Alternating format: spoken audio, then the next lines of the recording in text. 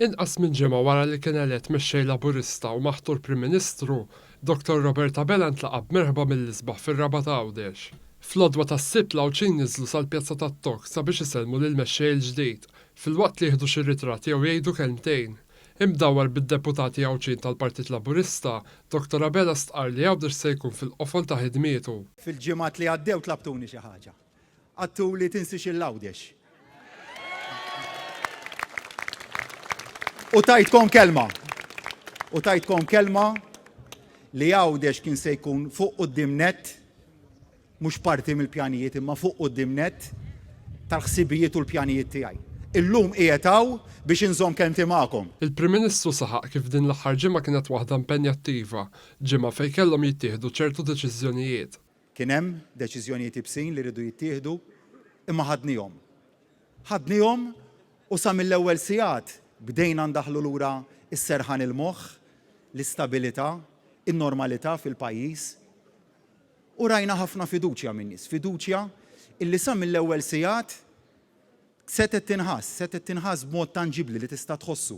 Il-Prim Ministru Abel annota wkoll li fi ftit sigħat wara li ntemmet it-tellieqa tmexxija tal-partit, il-partit ingħaqad mill-ewwel filwaqt li ħadd ieħor baqa' jitkisser. Ħriġna aktar b'saħħitna u dak huwa mertu tagħkom. Dak mertu tagħkom. Mertu ta' kemm tħobbu lill-partit, mertu ta' kemm araftu illi aħna partit wieħed, illi l-koll irridu niġbdu ħabel wieħed u dan kollu grazzi għalikom. Mhux ta' b'xejn inħobbkom. Roberta Bella tkellem ukoll dwar il-ħatra tal-kabinett li tantu kburi biha. Stostna li hemm il-ħeġġa biex isir ix-xogħol, hemm il-kuraġġ biex isir il-ġid filwaqt li jittieħdu d-deċiżjonijiet li hemm bżonn li jittieħdu.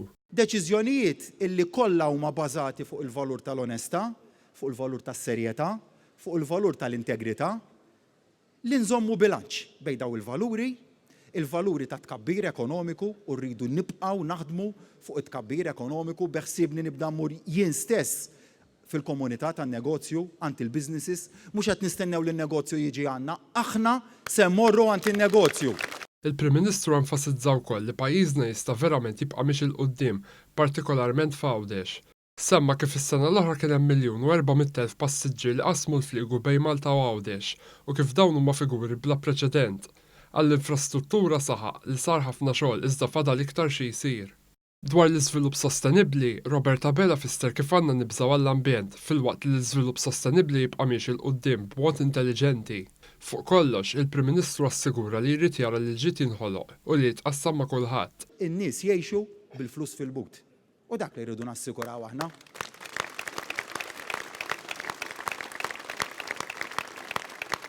Kwalità ta' ħajja aħjar għan-nies, aktar flus fil-but tan-nies, aktar ġid li jitqassam bejn kulħadd. Spjega li din hija l-ambizzjoni tal-Gvern, iżda ma jistax jagħmel għall-Gvern waħdu. Għaldaqstant il-Prim Ministru reġa' appella għall-għaqda lill-poplu. Ejjew ħalli din tkun il-proġett tagħna. Il-proġett ta' poplu Malti wieħed, proġett ta' pajjiż maqut, proġett ta' pajjiż karatterizzat bl-għaqda nazzjonali, l-għaqda ta' pajjiż wieħed, l-għaqda ta' Malta waħda, l-għaqda ta' Għawdex wieħed, l-għaqda ta' poplu wieħed, l-għaqda li tikkaratterizzana. Dan fil-fatt għandu jkun l-għana u l-lini tagħna. Ejja ħanibqgħu maqudin, ejja ħanibqgħu kuraġġużi, ejja ħanibqgħu nemmnu fit-tama l-pajjiż aħjar, fit-tama l-futur aħjar, flimkien nimxu l-qudiem.